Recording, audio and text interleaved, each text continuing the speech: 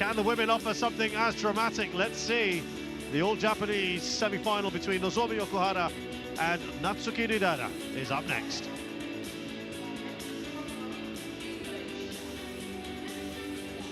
All those spots for the finals still up for grab. Later on this evening, Wang Ziyi will take on He Bingjiao in the all-Chinese semi-final. So we'll have a Japan-China final for sure.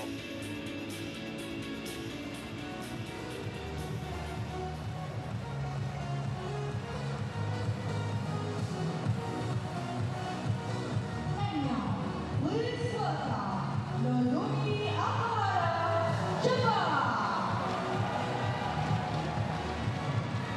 And the open, Natsuki Nidaira, Japan.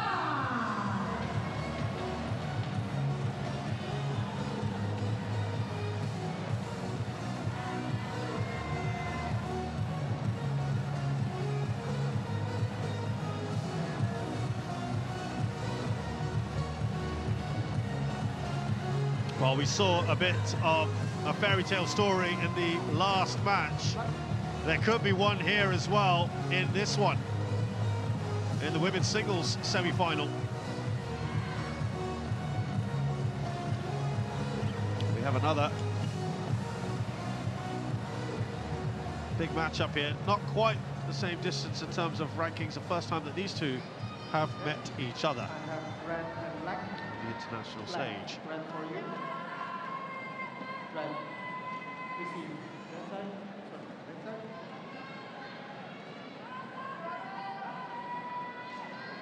Now, the reason why the other one was so impressive, of course, was we had a top 5 player getting losing to someone outside of the top 20. Not quite the same here. Nozomi Okuhara is 28, 156 centimeters tall. She's from Nagano. She's currently 23rd, but that's because she's had some injury issues last year. She is, of course, a former world #1, achieved just over 4 years ago, an Olympic bronze medalist from 2016. She's dropped a game against Su Wen-chi, but it's been very good since then, with a great win there against Tunjung, and she continues her comeback trail. A world champion as well in 2017, and she came second in 2019 as well. Those are the big numbers there, and of course she's won 7 titles on the World Tour, including the Odisha Masters and the Sideworthy International towards the end of the year. Natsuki Nidaira is 25, 163 centimeters tall, from Ibaraki. She has been as high as 24th. That was in May of last year, but she's currently 34th. She has had a very good tournament as well, and beaten Ratchanok Intanon, world #13, who wasn't at her best, beat her in straight games, hasn't dropped one just yet. Raventus Pongo from Indonesia is our umpire, and Farika Sukraton Nikma, Indonesian service judge. Greg Mayer's with us in the commentary position. Greg, have you quite recovered from the incredible result we just saw? I mean, I was telling everyone to just catch their breath after that. Yeah, I'm just reflecting on it, and it was so clever from Brian Yang. You know, such an experienced head on very young and inexperienced shoulders. And if we can have a match now that lives up to that, I'll be very, very impressed. I was saying as well, that was a fairy tale story, let's be honest, for Brian, you know, to get that result, get to the final. Yeah. It's not quite the same here. We've got someone who's been promoted from the qualifiers in Nidaira. She's playing an Okuhara, is not at the peak of her power. She's no longer the world #1. She's had injury issues last year. She's still a fantastic player. She's beaten Tunjung yesterday as well in straights. She is, yeah, and I spoke to a lot of people that have said how well she played yesterday and has been playing so far in the start of this year. So it's nice, and yeah, it's good to see her potentially being back to her former self. Obviously former world #1, gold medalist at 2017? 2016. World champs? Sorry, World Champs, yes, sorry. Yeah, in Glasgow. Yeah. So, yeah, but now ranked 23 in the world. So way off, her peak, but we know she's got that level in her. And we also know that Nidaira is perfectly capable of beating world-class players. She beat Ratchanok yesterday. Yeah. Maybe not quite at her best at the moment, Ratchanok. She's also come back from injury, but discount at your peril, as we've seen in this tournament as well. There's been lots of giant-killing acts. Well, yeah, if we go by the match we've just watched with Brian Yang and Ginting, then we're going to go with the underdog. On my right, Natsuki Nidaira, Japan. And on my left, Nozomi Okuhara, Japan. Nozomi Okuhara serve. Okuhara Level. has her best performance here has been the Indonesia Masters, the quarterfinals rather, in 2018. And she's already bettered here.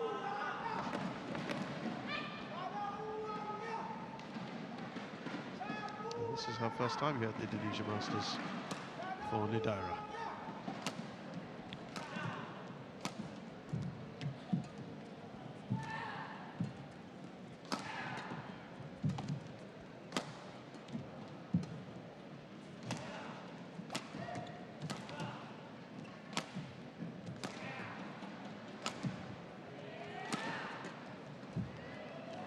Great shot to get us going here.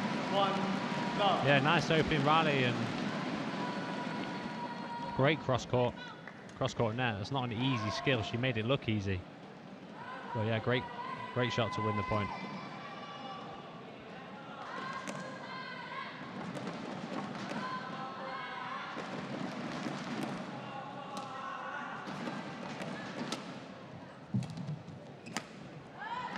It's well wide. 2 love. Yeah, first semi-final of a Super 500 or above.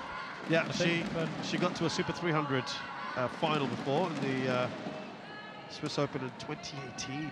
So this is... So again, similar to Ryan Yang. Sorry? Again, similar to Right, Brian Yang, exactly, who we've just yes. seen. Uncharted territory. Yeah, but I think there'll be a different dynamic in this match because when the same country play each other, it's zero head-to-head in tournaments, these two players. But they'll have definitely played each other a lot over the years in training, and that way they can know each other's games so well. And often you see it's also the mental side, there's an extra pressure playing your own country. Yeah. So often you see very, very interesting games. But that pressure's going to be on the high-ranked player, for sure, isn't it? And the lower-ranked player will know how to get under the skin of the high-ranked player, surely, as well. Yeah, definitely. They'll know the weak points, whereas maybe other players on the tour that don't train day in, day out with them won't do. But a good start from Okuhara so far.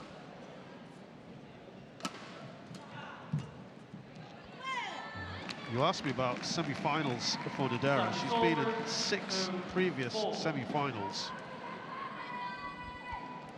Apart from the Swiss Open one, which she won by walkover, she hasn't actually won a semi-final before. So this is uncharted in that sense.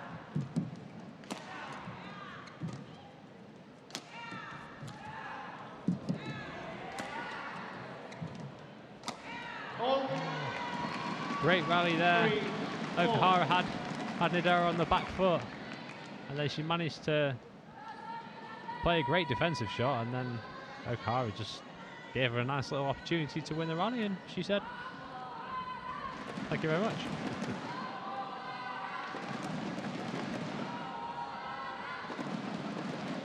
Yep, the crowd that's still in here, and I tell you what, a lot of people left after that disappointing loss. Yeah, they'll be catching the breath as we were. Yeah. They're all going for Okuhara here. Is that out? Oh. 4-4. It was very close indeed. It was.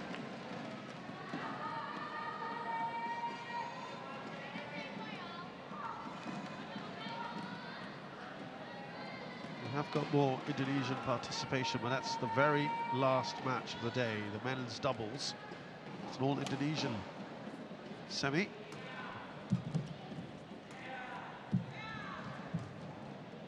Yeah, what a good one that will be as well.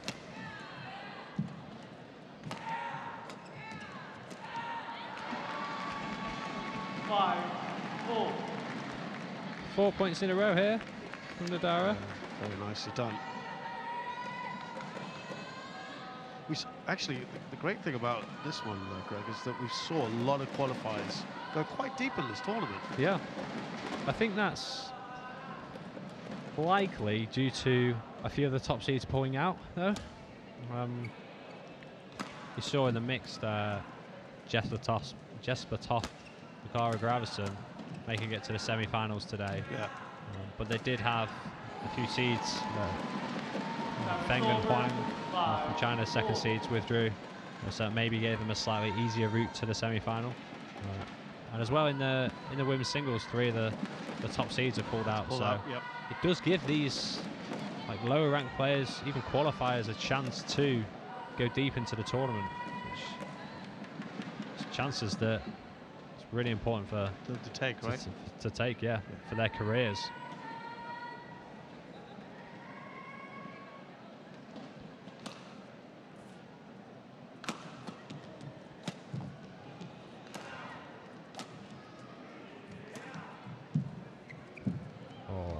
Again, she's played that twice now. Brilliant. Gorgeous cross-court net shot there. Just watching Okuhara's serve, I'm still thinking back to what Brian did earlier. Oh, remarkable. Great touch. So rare, by the way, to see something like that.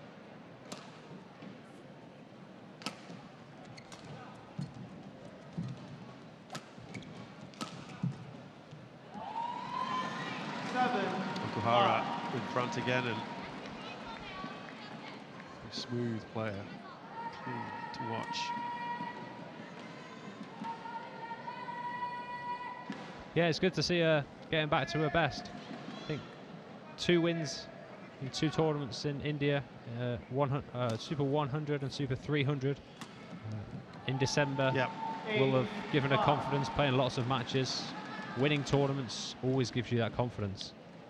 Because in badminton, most of the time you're going away from a tournament having lost. Right. You need good resilience to be a badminton player.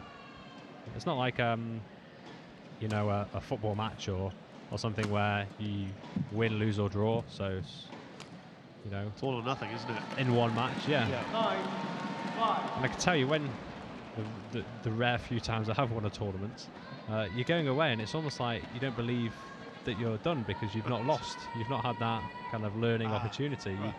You're going away and it's like, still should be playing another match, yeah. But yeah, it'll definitely give her confidence. She got to the quarters of the India Open last week, losing to Chen Yufei. Yeah, which isn't, you know, you can't be too hard on yourself Right. losing to Chen Yufei. And then I remember yesterday talking about Nidaira, who's out in the opening rounds of both the Malaysia and India Open, and then now she finds herself one step away from a final.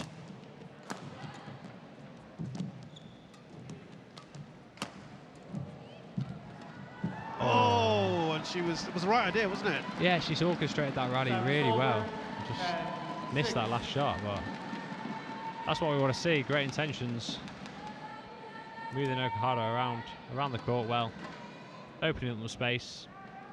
Just needs to convert those opportunities into future points.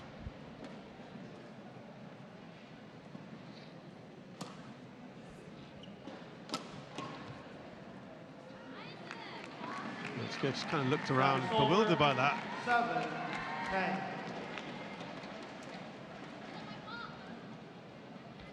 It'd be interesting to see how Okuhara is physically in this match. So she's definitely struggled the last few years with injuries, withdrawn on court from I think 3 tournaments last year, World Championships the year before, had to withdraw due to injury. So If I'm not mistaken, she actually withdrew here at the Indonesia Open. And, Okuhara goes to the interval here. Some great stuff that she's played. 11-7, lead of 4 against Natsuki Nidaira.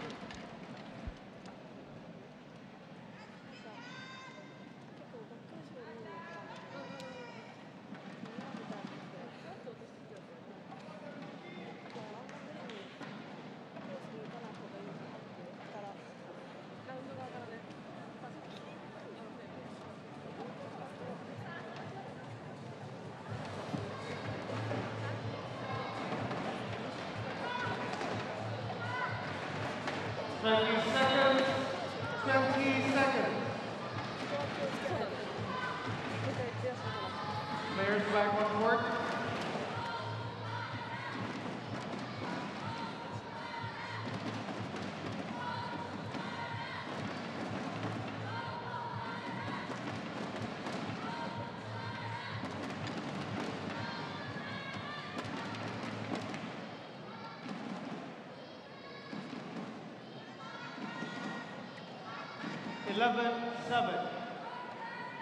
Play.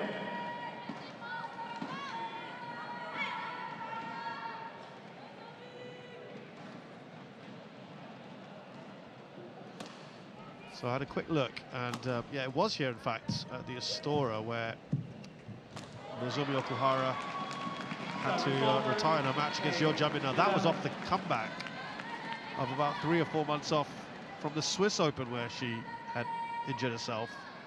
And she lasted all of 10 points. yeah, I remember people were hoping for, you know, a good comeback, but unfortunately she still wasn't physically ready.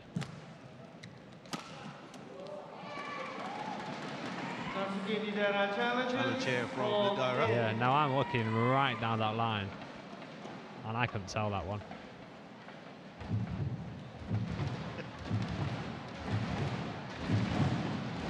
But worth a challenge, nevertheless, for sure.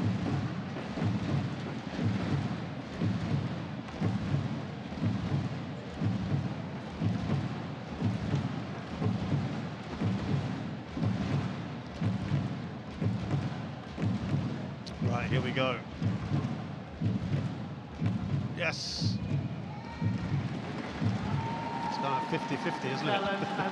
But all you need is just any part of that to touch.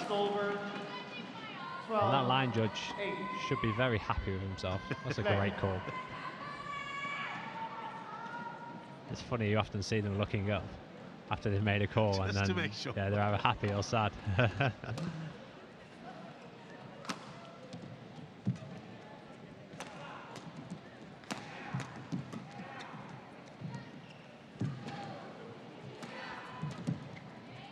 Okuhara controlling this rally.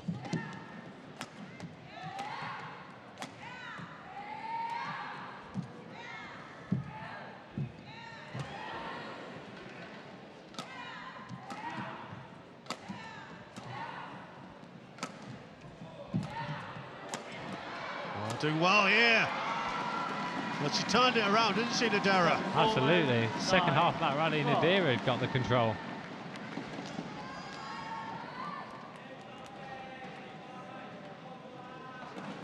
Was able to get through with her attack in the end.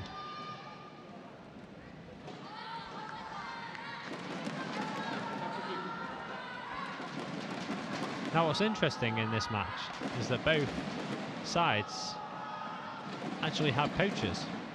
Right, Which we yes. noticed at the 11 interval, and you can see them at the back of the court, which doesn't usually happen. When it's an internal match, as it Yeah. were. Usually the national associations and the national coaches would let them get on with it, but I believe they have a big club system in Japan. So these are the coaches of the different clubs, and they'll be representing different clubs where they train. It's not all a centralized centre. And luckily they have a plethora of players to enable them to do that.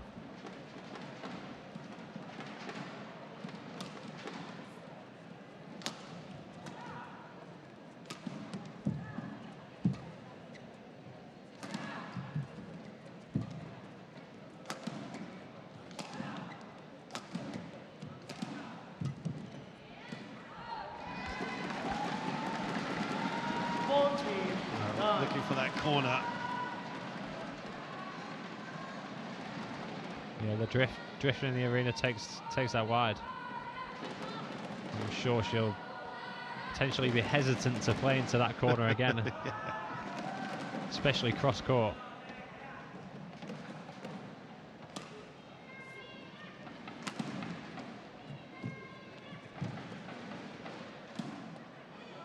That's good. She's got a nice 6-point lead here.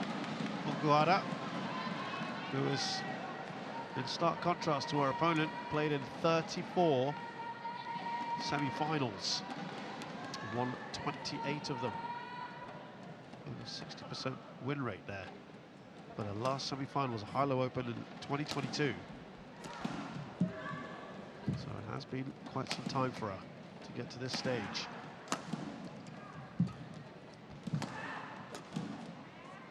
Is that Okuhara? Okuhara, Her last. semi-finals. Where she lost, or? She lost that one, yes.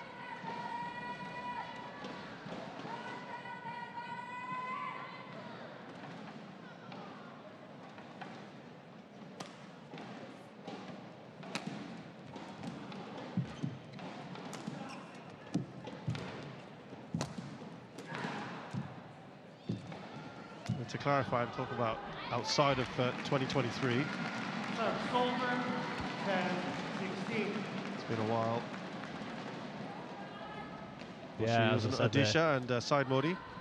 yeah, the injury definitely caused a part of that. But sometimes when you have this injury and then you don't go deep into tournaments because the women's singles field now, the top level is so competitive.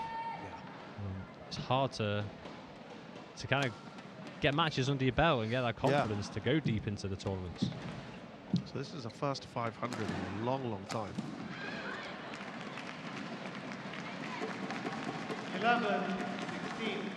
But sometimes that's why I think it's credit to her. She's dropped down to the slightly lower level World Tour tournaments, like the two Indias we mentioned, The Odisha and Side Modi, yeah? Yeah, and managed to win them. And then look at her now. She's in the quarterfinals last week and the semi-finals here in Indonesia.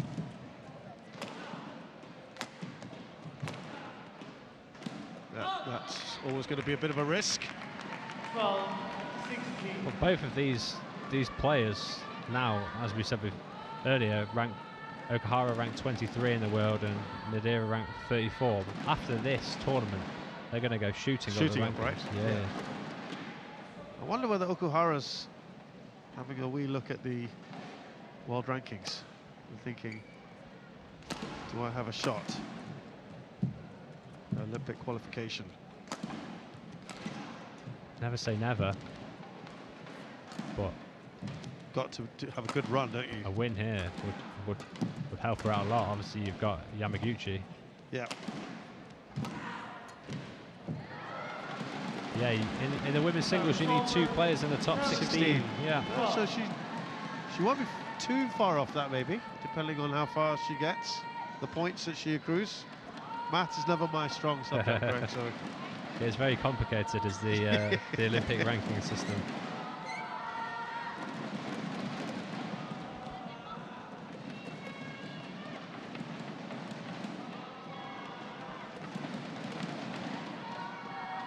So looking at it now, Okuhara's 19th in Olympic qualification.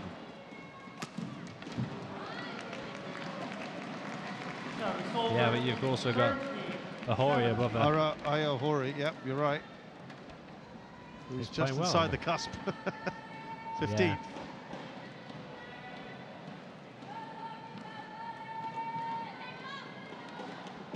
Well, this will put her within striking distance, you'd think. Oh, I just looked there. It's 9,000 points is the difference. Around 9,000 points. So it's a tough task, but as I said, never say never.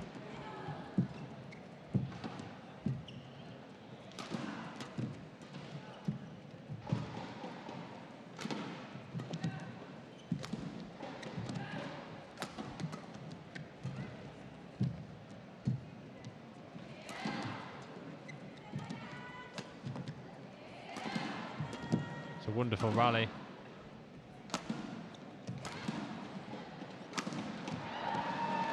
Both players trying to get the initiative by those flat clears into the corner. And actually, Nidaira got the opportunity where she was in position, but just failed to execute.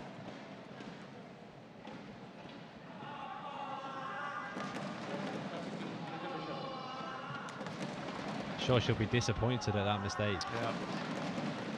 And it's now a 5-point lead that Okuhara enjoys.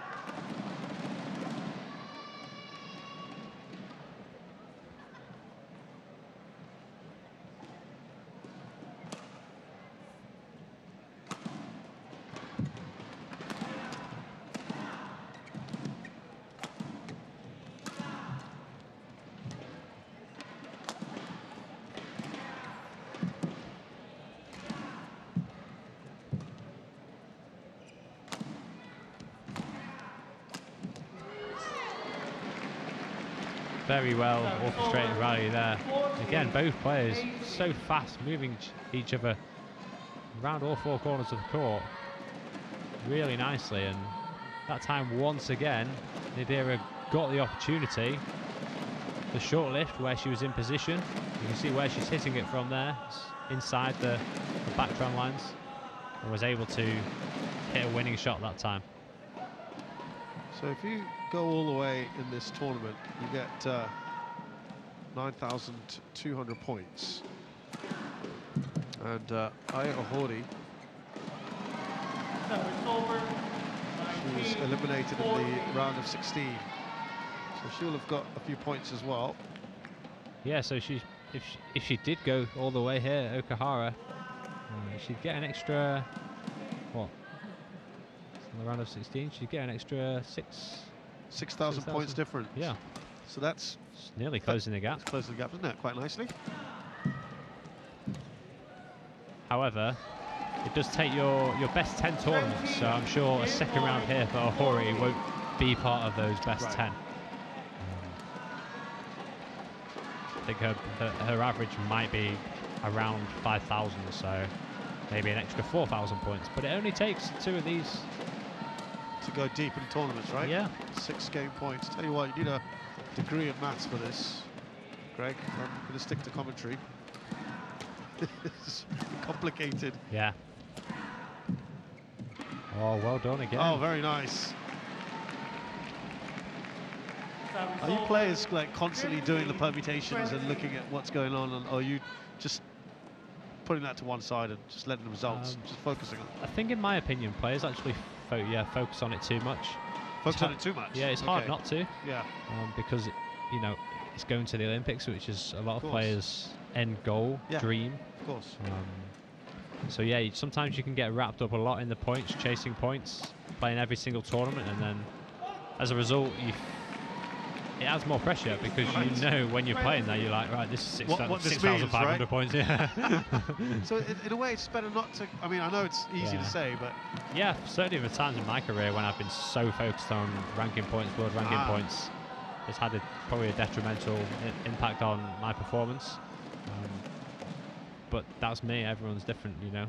Because you know what's hanging on this result, right? Yeah. Yeah. So Okuhara takes this first game. Been pretty good from her. 21-16. Against Nidaira, who's also played a part in this. First game to Okuhara, then 21-16.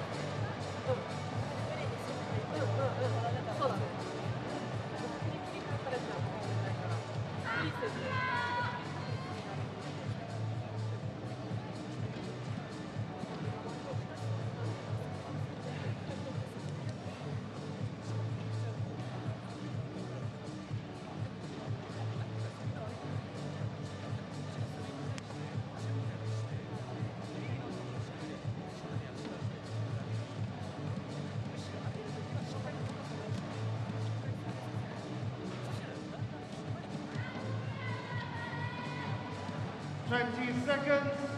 20 seconds.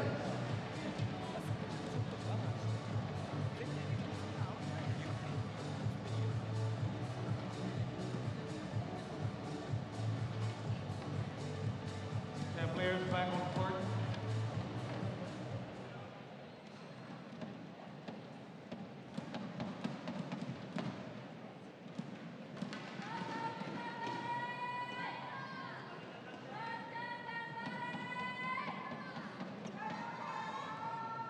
Second game. Love all. Play.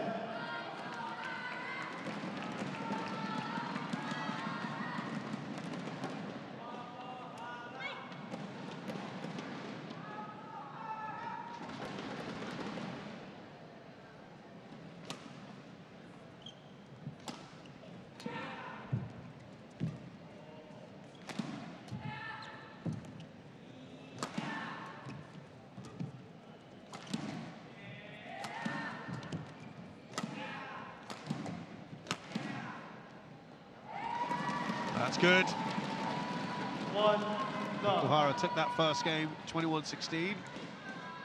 Played pretty well, didn't she? She did, yeah, and there you can see nicely constructed rally and bent the shuttle back in, because you can see the drift taking it from left to right a little bit. So she's used that to her advantage well at the start of this game. Both players clearing a lot into this left side of the court and lifting a lot into this side as well. What about is the lengthways drift very discernible for you here as well? That's usually in these arenas, right, in Asia. It's usually a lot of the length. Yeah. But there's actually not so much in this arena. It's more the sideways. Yeah. Yeah. Often these big holes, if you hit it flat, it can kind of get carried and go out fast. And if you hit it high, it kind of gets held up in the air conditioning. We're just not necessarily seeing that so much, are we? No. I think we'll see it in the next match in the men's doubles. I think you won't see many flat lifts. You'll see if when they do lift, they really hit it up into the rafters. Could be a bit of drift at play there. Absolutely. We've got this banner just to our left as well, which a couple of them are just swaying, which shows you there's some kind of draft going on around us.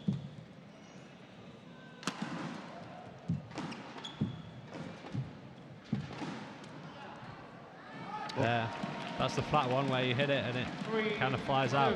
It looked like she barely touched that. Of course, for you European players as well, drift is not something you necessarily have to worry about so much at home. No, not at all. In some of these training venues here in Asia, there will be a little bit of drift as well where it's air-conned. But that could be a very different drift, of course, too, when you get inside. Yeah, but it's drift nonetheless, and it takes... At least you're working with that then. Yeah, because I tell you, it throws your timing off, you know, when the shuttle moves at the last minute. Not last minute, last millisecond, should I say. Yeah. Do you not get some giant fans when you train in England?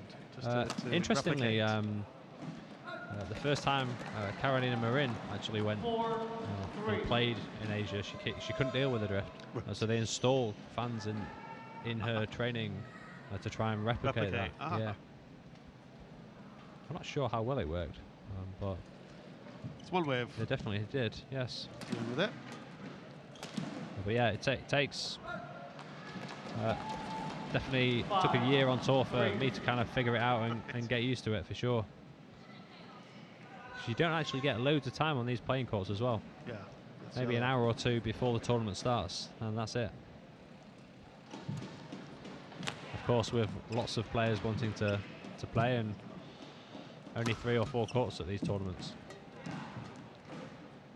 We've seen a number of shots go long actually in this second game. Okuhara in front here. Yeah, maybe a bit hotter in the arena now from all the clammy hands from that previous game we've just watched with Ginting and Brian Yang. Hold. Set. 7-3. One to four, please. Despite quite a competitive opening first few rallies, Okuhara's just managed to take the lead again, and I think it was a 7-3 lead she had in the first game as well, and she managed to maintain that. Throughout the duration. Kind of not really giving Nidaira a sniff into the match.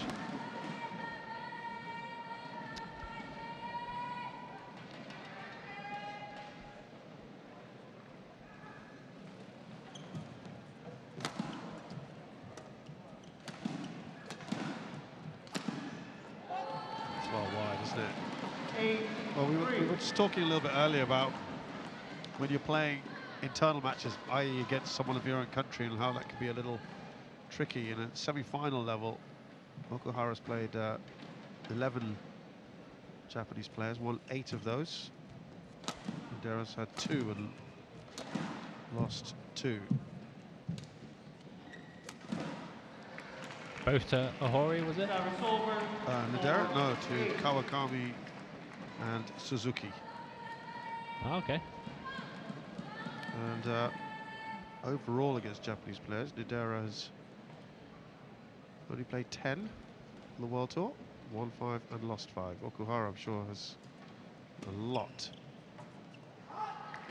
Yeah, I'm sure she'll have 47 wins out of 57, so she really doesn't struggle too much in these All Japan affairs.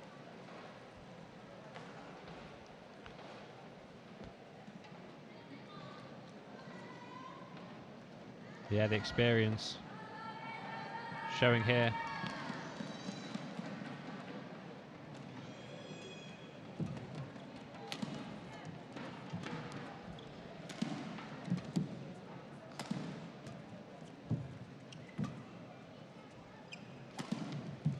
She's getting everything back. Look at that. Making Nidaira work so hard for her points.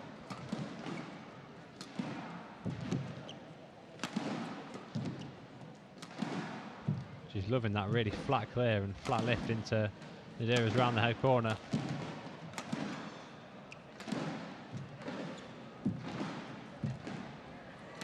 Yep, that net not helping Okuhara there. 6-8.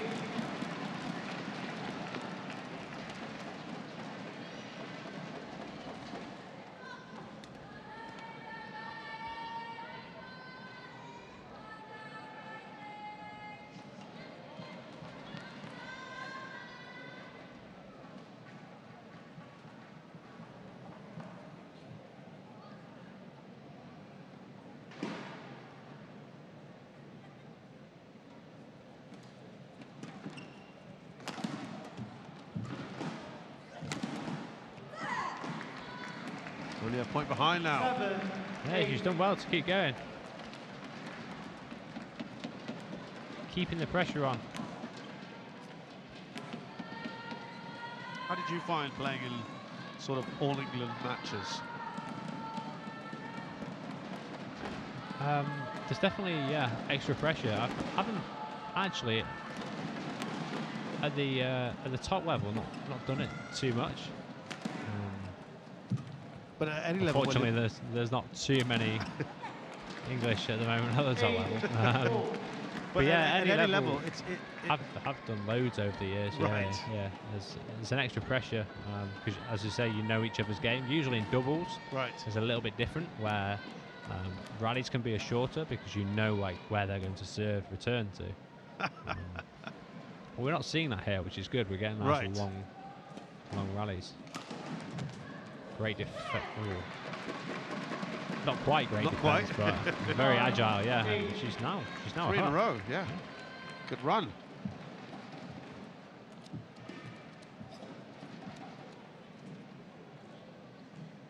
Thank you.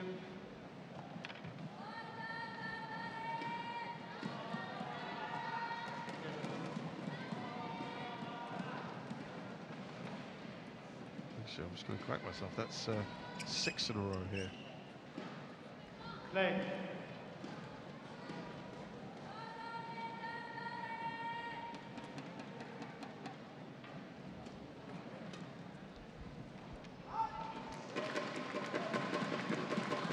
10-8.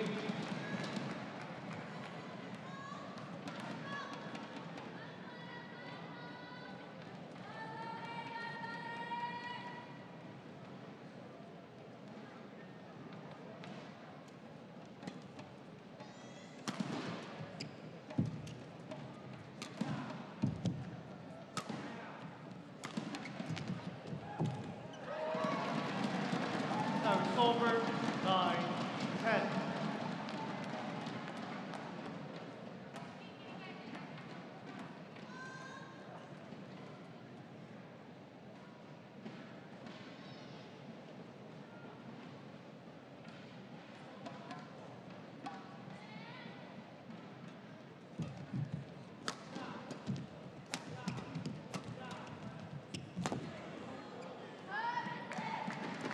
Service over, 11-9, it's over.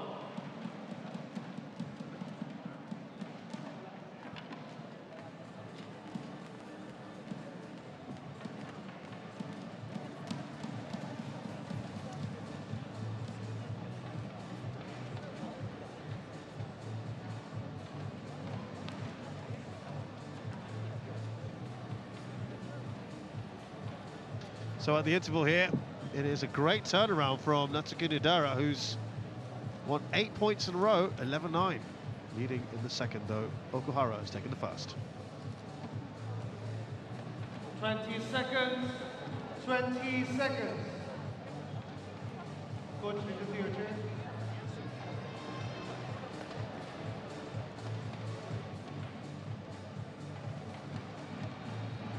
Players back on court.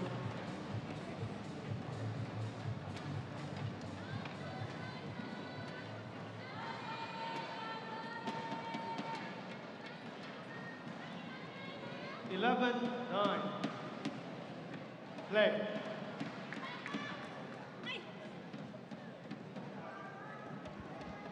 Well, it's quite the turnaround here for Nidaira, who got 8 of the last 9 points.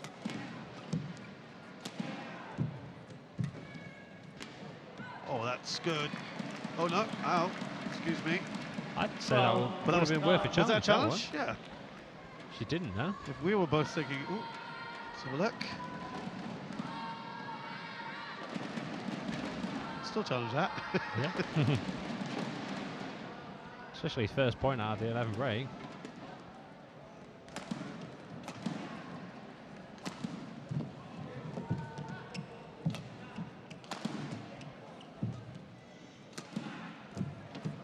Yeah.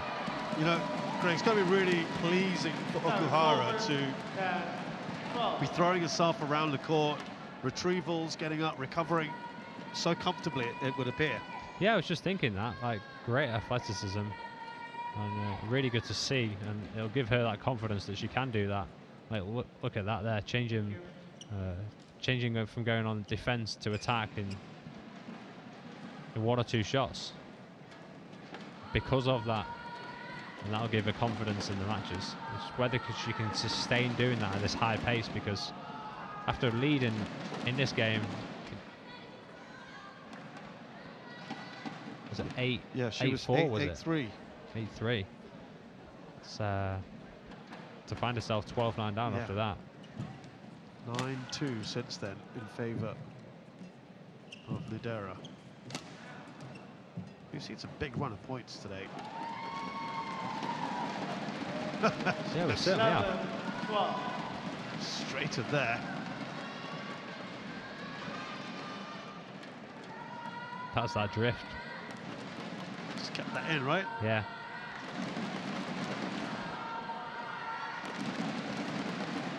There's one outrageous shot earlier today, which we were sure was going to go out, that somehow stayed in.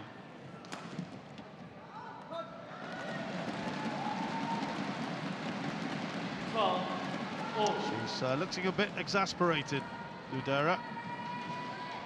Yeah, this is how she went behind, actually, in the start of this game, sorry. How she went 8-3 behind was some more forced errors. Yeah. I'd say what wasn't really the case in the first game. Oh, you're saying Nidaira wasn't making so many of those in the first game? Yeah, I would say the first game was a case more of Okuhara really being convincing and playing the shuttle at high speed, attacking, like we've just seen in that rally. And it wasn't almost like gifts from Nidaira, but that's what we've just seen. Did that go over? I thought, no, it didn't. I thought it did actually. For a second.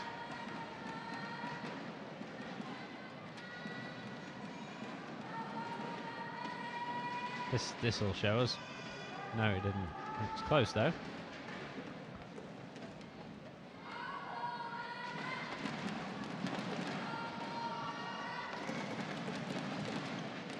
Oh, glorious shots on that backhand.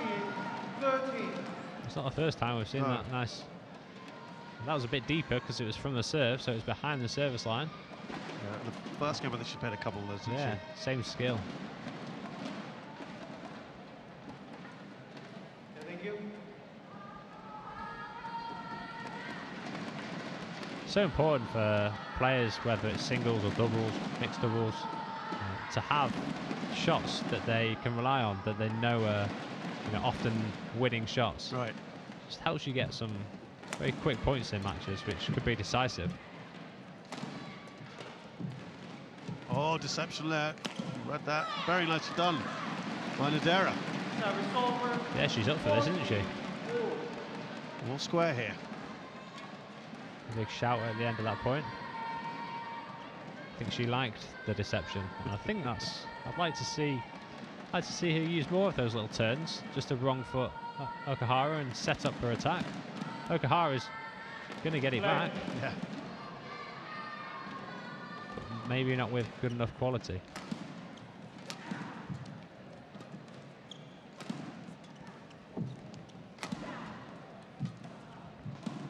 Oh, it's good. Service over. 15-14. Yeah, a little bit of a hold deception there, right back at you.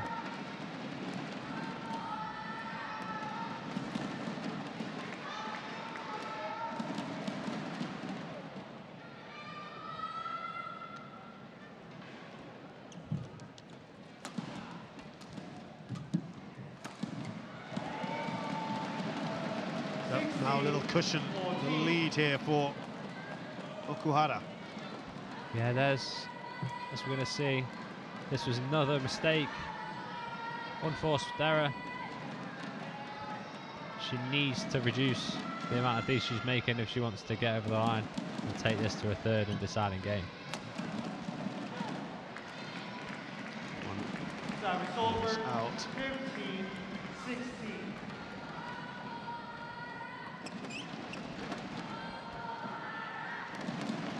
So the matches we've seen so far today, this is our third singles match that you and I have worked on this evening, Greg. What are we seeing a so-called preferred end? In all honesty, I don't think we are. Right. That's Which is interesting because earlier on I was commentating on Thursday, earlier on this week, and there was definitely the far side was the preferred end.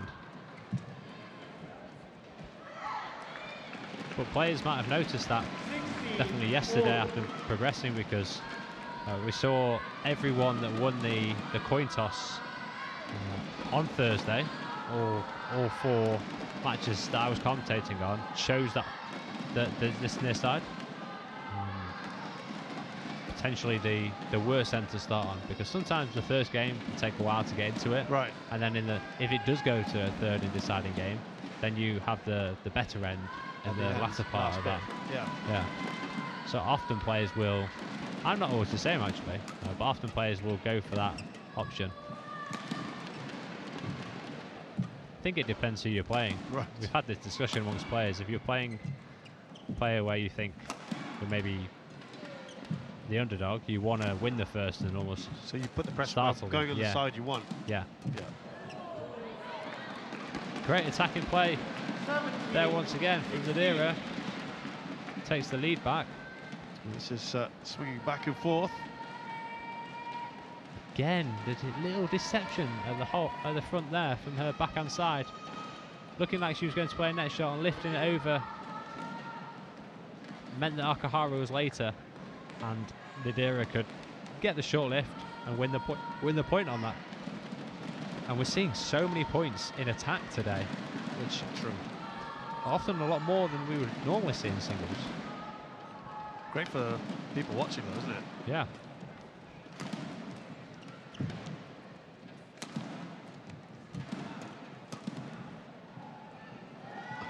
Makes it again. She's really struggling to judge a shuttle in in this I corner. was just about to say, that's been a bane for her.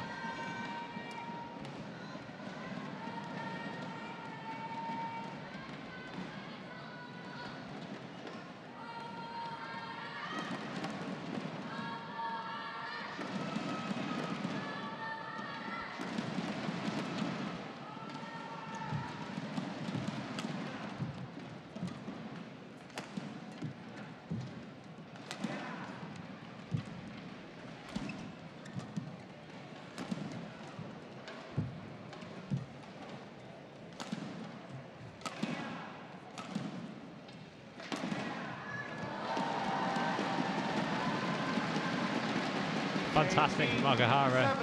After 2 clears, straight down that line. She set up looking like she was going to play clear again, and then just sliced it cross court. Perfect accuracy.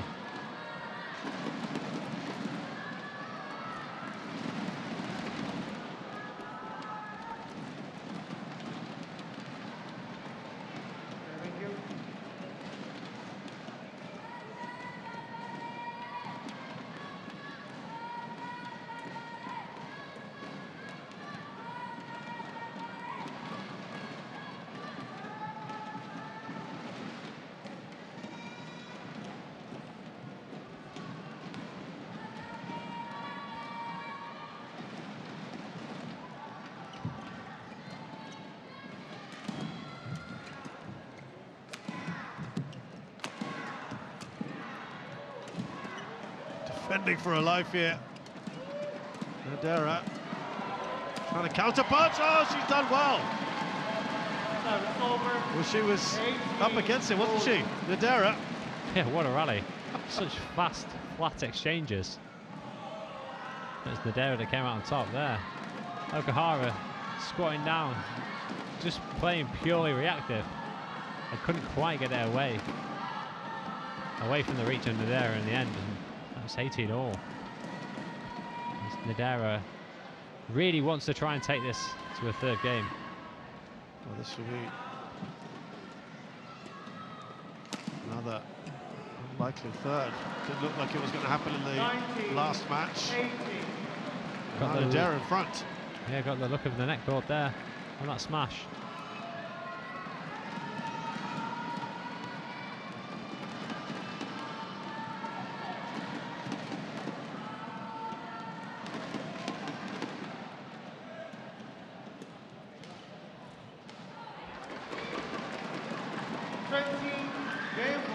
Two game points here for Nidaira.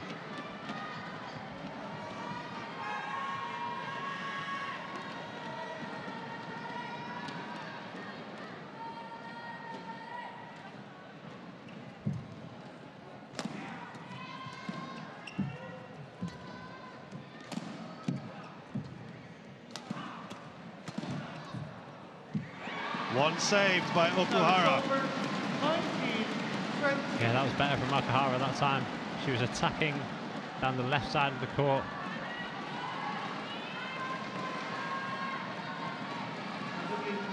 Onto Nidaira's backhand side, which is, I believe, is her weaker side, but also the better side for the drift and these conditions in the hall.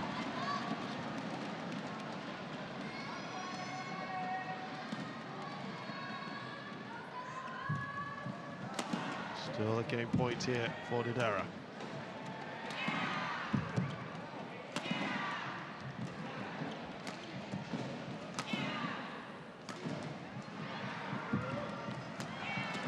Oh, second one save. That's got the crowd going.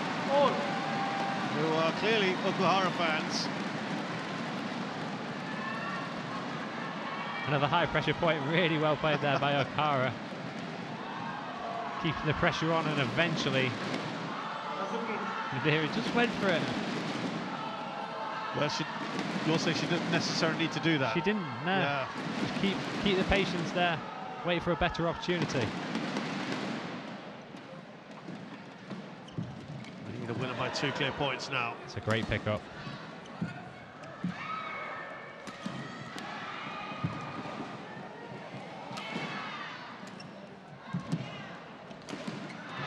Oh, she's done well there, Okuhara. Brilliant way to win that point. That was incredible. 21. Right from the start of that rally, she got a net cord back.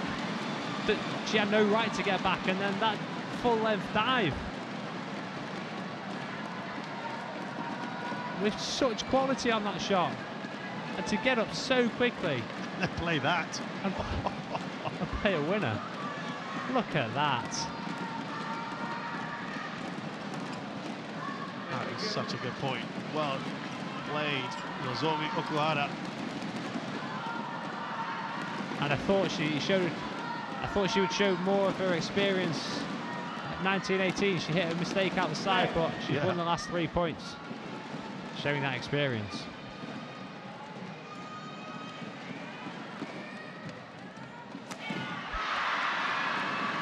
Service over. A bit eager there. 21. I think we've seen both women, both on their game points.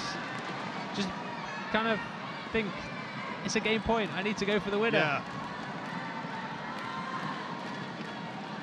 They should be disappointed in that mistake, Okuhara, match point. Oh, she's given another game point here. Natsuki Nidaira, her 3rd one. In the space of around 10 seconds. She's gone from match points up to game points down.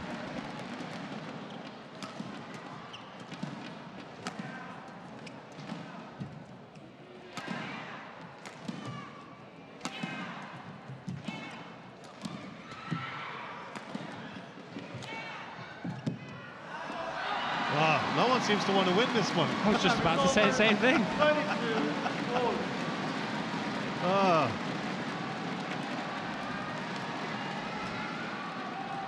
I think it seems that they're all playing risky shots, Yeah. which end up losing them the point.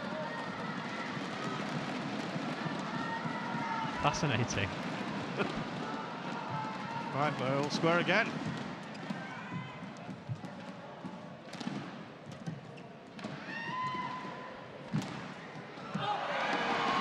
Well, that sets up 23. a second 22. match point for Okuhara.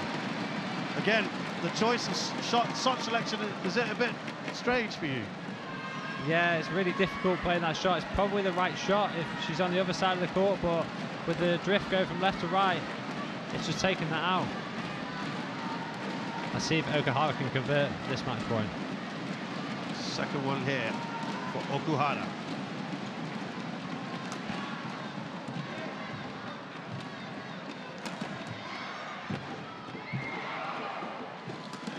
What a lift off that net cord. They're much more patient this time.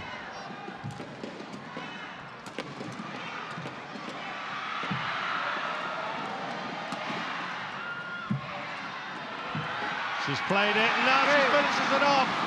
Nozomi Okuhara. Oh, it means so much to her. Her biggest final in a long, long time.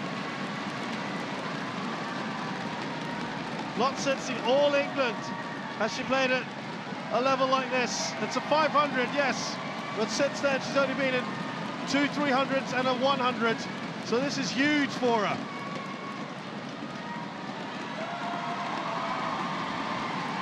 Yeah, she really showed her class on that last point. Learned from maybe being too impatient on her previous match point. There, she could have snatched at it. She played a very clever shot over the top. It's not a winner, but it sets up the winner. And sheer delight on her face. It's good to see her back. Absolutely right. 2021, the All England. It was a Super 1000, then a 300 at the end of last year, the side Modi, and then the Odisha Masters, a 100. So this is huge for Nozomi Okuhara It's her first 500 since the Singapore Open in 2019. She's beaten her compatriot Natsuki Nidaira 21-16, 24-22. 54 minutes it's taken.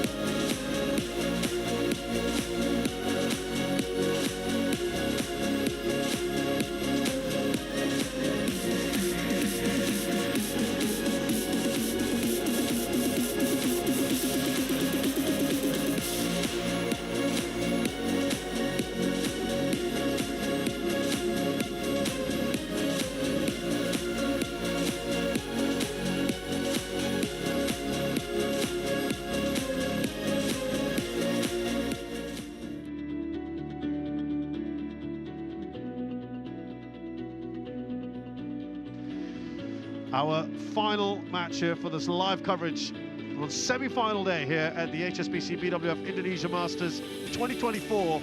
It's men's doubles. Our fourth seeds from China, Liu Yuchen and Oh Xuanyi, take on Denmark's second seed, Skip Mastrup and Anders Skarup Rasmussen.